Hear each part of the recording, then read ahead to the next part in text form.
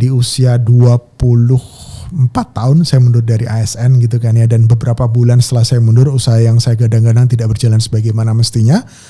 Terus kemudian saya bilang saya nggak punya pekerjaan tetap gitu ya, punya utang banyak, pengen melamar anak bapak ibu gitu kan ya. Dan itu peran ayah dan ibu, itu peran suami dan istri. Itu nggak bisa diserahkan hanya kepada istri, hanya kepada ibu gitu kan ya, atau bahkan hanya kepada sekolah, nggak bisa gitu kan ya. Itu adalah peran suami dan istri.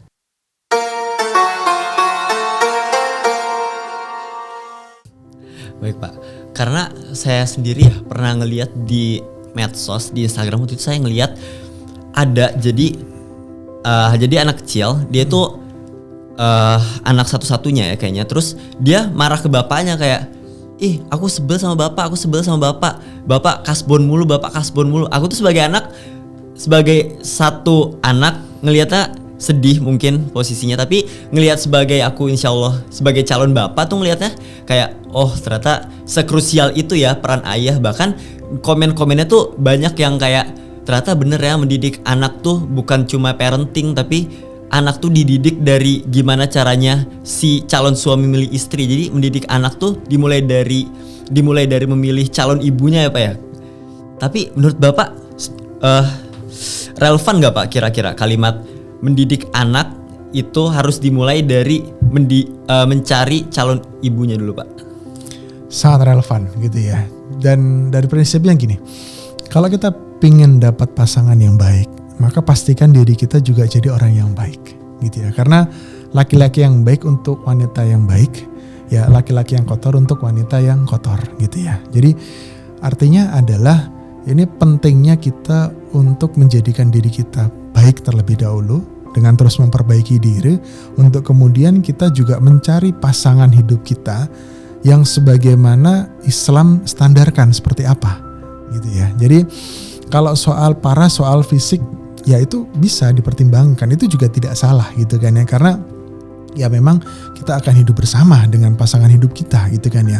Namun yang menjadi masalah adalah ketika itu menjadi satu-satunya standar gitu kan ya. Padahal yakinilah bahwa kalau paras kecantikan itu juga mungkin akan 20-30 tahun lagi juga akan hilang. Tapi karakter yang itu juga akan sangat mendasari kita untuk bisa mendidik anak-anak kita, terutama bagi seorang ibu itu sangat begitu penting gitu ya. Jadi betul bahwa kalau ingin dapat anak yang baik, maka pastikan dulu kita mencari atau memilih pasangan yang baik, yang itu kelak bisa mendidik anak-anak kita dengan baik. Baik Pak, tapi menurut Bapak pribadi, Bapak lebih setuju mapan dulu baru nikah atau nikah dulu baru mapan Pak? Nah ini kasus yang menarik ini. Saya boleh cerita pengalaman pribadi? Wah boleh banget Pak. Jadi ini bukan teori ya, ini bukan teori, tapi karena saya benar-benar pelaku dari cerita ini, ya real story ini. Jadi singkat cerita gini rekan-rekan semuanya. Jadi dulu saya sempat menjadi ASN ya, aparatur sipil negara di salah satu kementerian ya di Indonesia. Yang singkat cerita adalah saya merasa lebih srek untuk menjadi seorang wirausahawan gitu ya. Dan namanya bisnis, namanya usaha ada resikonya gitu ya. Dan pada saat itu bisnis yang saya gadang-gadang akan berkembang dengan baik ini tidak sebagaimana mestinya gitu ya. Artinya saya pada saat itu menanggung kerugian yang tidak sedikit nilainya gitu ya pada saat itu ya. Kemudian ya bisa dikatakan itu pada kondisi titik nadir ya. Itu kurang lebih di sekitar 2011 itu kondisi itu. Ya itu saya alami. Nah pada saat itu apa yang saya lakukan gitu kan ya. Pada saat di kondisi titik nadir itu adalah justru saya memutuskan untuk menikah Mas Fatur. Oh iya. Gitu ya. Jadi pada saat kondisi titik nadir itu. Kenapa? Karena saya meyakini bahwa yang itu merupakan janji dari Allah gitu kayak menikahlah kamu maka akan dikayakan. Simple gitu ya. Kenapa? Ya karena insya Allah dengan kita menikah kita menyatukan rezeki-rezeki kita. Gitu kan ya. Dan dengan menikah kita mendapatkan begitu banyak ketenangan-ketenangan. Dan itu saya lakukan Mas gitu ya. Saya melamar calon istri saya saat itu yang sekarang menjadi istri saya dengan menceritakan apa adanya gitu kan ya. Saya sudah gak punya pekerjaan karena saya sudah mundur dari ASN gitu kan ya. Di usia 24 4 tahun saya mundur dari ASN gitu kan ya, dan beberapa bulan setelah saya mundur usaha yang saya gadang-gadang tidak berjalan sebagaimana mestinya. Terus kemudian saya bilang saya nggak punya pekerjaan tetap gitu ya, punya utang banyak, pingin melamar anak bapak ibu gitu kan ya. Dan ya alhamdulillah ya ta'atus binikmah gitu ya. Mertua saya pada saat itu nggak menolak gitu kan ya. Alhamdulillah langsung diterima. Ya semoga mertua saya pada saat itu dalam kondisi sadar mungkin ya. Enggak, beneran sadar kok gitu ya. Dan kita menikah gitu kan ya dalam kondisi yang sangat begitu sederhana, dan janji Allah itu nyata Mas Fatur. Setelah sekian bulan ya, beberapa bulan setelah kami menikah, dibukakan pintu rezeki yang itu bisa dikatakan wa yarzuqu min haitsu la yahtasib, rezeki dari arah yang tak disangka-sangka gitu ya. Jadi justru malah ya berdasarkan pengalaman pribadi saya ini, justru kalau pengen segera mapan, justru ingin segera dikayakan, maka segeralah menikah. Masya Allah. Justru saya baru dengar banget Pak, karena ini justru bertentangan dengan kontroversial di zaman sekarang Pak, karena istilah atau statement banyak anak banyak rezeki itu rata-rata Gen Z itu pada nggak setuju Pak, karena Gen Z itu ngelihat kayak kayaknya lebih banyak yang justru menelantarkan anak deh, tapi justru dengar cerita Pak Nugi itu jadi tercerahkan lagi gitu Pak, karena menurut saya statement banyak anak banyak rezeki itu bisa relevan dan bisa nggak relevan di zaman sekarang. Tapi menurut Pak Nugi sendiri itu bisa relevan nggak Pak di zaman sekarang? Gini, terkadang kita itu terlalu berpikir rasional banget gitu kan ya. Segala sesuatu kita hitung berdasarkan apa yang pikiran kita bisa jangkau gitu kan ya. Padahal gini, kita juga harus mengetahui bahwa ada hitungan dari Allah ya. Sama seperti gini deh, kalau kita investasi secara rasional mungkin kita akan dapatkan margin atau profit mungkin 5%, 6%, 10%, 15% setahun ya. 20% mungkin udah bagus banget itu gitu kan ya. Tapi kalau kita sedekah gitu kan ya, itu pakai hitungan Allah itu bisa sampai 700 kali lipat. Itu berapa persen itu? Gitu kan ya. Nah, ini sebenarnya terkait dengan apa keyakinan kita gitu ya. Karena ini kaitannya dengan belief, ini berkaitan dengan keyakinan kita. Dan bisa jadi keyakinan kita itulah yang akan membentuk kenyataan kita. Itu yang penting gitu ya. Dan ini soal mindset kalau menurut saya gitu kan ya. Dan perlu teman-teman sadari semuanya bahwa dalam kehidupan ini ada area yang kita kuasai dan ada area yang tidak kita kuasai, bahkan justru menguasai kita. Gitu kan ya. Sama halnya seperti halnya ketika kita jalan keluar, kita pakai helm ya kalau naik motor, terus kemudian motor kita pastikan keadaannya aman, kondisinya aman, bannya juga bagus semuanya, terus kita jalan dengan berhati-hati mengikuti peraturan lalu lintas, itu adalah area yang bisa kita kuasai. Supaya apa? Supaya kita selamat gitu kan ya. Namun apakah kita dipastikan selamat? Jawabannya gimana? Belum tentu. Bisa jadi naudzubillah dalik ditabrak dari belakang, kan bisa jadi kan ya. Jadi artinya apa? Kalau kembali ke hal yang tadi begini, secara prinsip memang perlu kita yakini bahwa setiap anak itu sudah membawa rezekinya masing-masing gitu ya. Bahkan kalau keyakinan saya secara pribadi bahwa ketika saya menjemput rezeki sebagai seorang ayah, maka sebenarnya saya itu sedang menjemput rezeki dari anak-anak saya juga. Gitu kan ya. Yang bisa jadi rezeki anak-anak saya itulah yang membuat rezeki keluarga kami yang bertambah banyak, bertambah berlimpah. Gitu kan ya. Itu beliefnya gitu kan ya.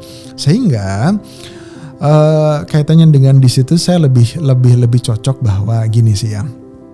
Kita perlu meyakini bahwa setiap anak itu punya rezekinya masing-masing, gitu kan ya. Terus kemudian tugas orang tua adalah mempersiapkan sebaik-baiknya. Gitu kan ya. Biaya apakah penting? Penting gitu ya. Karena faktanya juga di dunia ini ya, kehidupan ini kita tentu memerlukan biaya. Gitu kan ya. Namun jika biaya hanya dijadikan sandaran satu-satunya gitu kan ya, dalam menentukan punya anak atau enggak gitu kan ya, dan seterusnya, bahkan ada yang mau punya anak 2-3 aja takut gitu kan ya, rezekinya membiayai anaknya. Nah itu yang mungkin perlu dikoreksi menurut saya gitu kan ya. Jadi yuk kita berfokus kepada area kita masing-masing. Fokus kita adalah menyiapkan biaya atau menyiapkan rezeki yang sebaik-baiknya untuk anak-anak kita. Terus kemudian setelah itu ketika kita niatkan itu karena Allah, semoga Allah bisa memudahkan setiap langkah-langkah kita. Nah, saya tertarik banget Pak Nugi. Sama tadi Pak Nugi kan berkali-kali ya mention tentang belief atau percaya. Menurut Pak Nugi sendiri, gimana cara kita sebagai orang tua bisa percaya kepada anak-anak kita untuk selalu mendoakan kita walaupun kita telah tiada, Pak? Oke, pertanyaan yang bagus banget ini gitu ya. Karena ya anak soleh ini yang selalu mendoakan ini kan satu dari 3 harta yang akan terus atau rezeki yang terus akan mengalir gitu kan ya, anak yang soleh. Pertama begini, bagaimana agar anak-anak kita mendoakan kita gitu ya. Yang pertama adalah kita perlu mendoakan anak-anak kita dulu gitu ya, supaya menjadi anak yang soleh gitu ya. Yang kedua, ya kita perlu mendidik anak-anak kita juga menjadi anak yang soleh gitu kan. Nah tadi fungsinya pendidikan dalam keluarga itu sangat begitu penting gitu ya. Dan itu peran ayah dan ibu, itu peran suami dan istri. Itu nggak bisa diserahkan hanya kepada istri, hanya kepada ibu gitu kan ya, atau bahkan hanya kepada sekolah, nggak bisa gitu kan ya. Itu adalah peran suami dan istri, oke ya. Sehingga insya Allah kalau pendidikan kita ke anak baik, ya kita menjadikan anak kita, mendidik anak kita menjadi anak-anak yang soleh, maka ya anak yang soleh itu insya Allah akan selalu mendoakan kita. Gitu sih, jadi esensinya memang ya bagaimana kita bisa menjadikan anak-anak kita soleh dengan mendoakan dan memberikan ilmu yang baik kepada anak-anak kita. Gitu Mas Fatul. Iya, terima kasih Pak Nugi. Dan perbincangan tadi cukup menarik ya, banyak banget insight yang dapat kita ambil dari pembicaraan tadi. Kayak pernikahan adalah ibadah yang jangka panjang yang harus dilakukan oleh kerjasama tim, entah itu suami, entah itu istri, entah itu anak, entah itu ayah atau ibu bahkan. Banyak banget hal yang bisa kita ambil. Dan Pak Nugi boleh dong Pak sebelum closing minta sepatah dua patah kata untuk calon keluarga nih mungkin yang akan membina rumah tangga. Boleh Pak, silakan. Ya, menikah ya atau berumah tangga ini adalah ibadah yang sangat luar biasa besar nilai ibadahnya, dan ini adalah pembelajaran yang terus menerus ya. Tentunya menyatukan 2 insan ya yang berasal dari 2 keluarga yang berbeda, dari pendidikan yang berbeda ya, dari daerah yang berbeda juga mungkin, ini tentu tidak mudah. Ya ini diperlukan pembelajaran yang terus-menerus dilakukan dan diperlukan kesabaran yang luar biasa. Ya, yakinilah bahwa menikah itu akan bisa memberikan ketenangan, kedamaian ya, sakinah mawaddah warahmah ketika kita memiliki ilmu atas itu ya. Dan bagi teman-teman semuanya ya yang masih galau pengen nikah kapan dan seterusnya, berdasarkan cerita saya tadi juga segeralah menikah ketika teman-teman memang sudah siap, bahkan sudah diwajibkan untuk menikah. Soal rezeki Allah yang ngatur gitu ya. Dan Allah pun sudah berjanji bahwa menikahlah kamu maka akan dikayakan. Ya, jadi ketika sudah merasa siap, ketika bahkan sudah termasuk terkategori diwajibkan, segeralah menikah, belajar terus menerus, insya Allah supaya kita bisa menjadi keluarga yang sakinah, mawaddah dan warahmah. Masya Allah. Baru adalah closing yang buat saya merinding ya teman baik. Dan sebelum saya tutup, saya ingin mengucapkan terima kasih lagi kepada Pak Nugi karena telah hadir dan menyempatkan waktu untuk hadirlah di tengah-tengah kita di tengah kesibukan beliau. Sekian teman baik, terima kasih telah menyaksikan Inspira pada episode kali ini. Berjumpa pada episode berikutnya, kurang lebihnya mohon maaf. Wassalamualaikum warahmatullahi wabarakatuh. Waalaikumsalam warahmatullahi wabarakatuh. See you teman baik.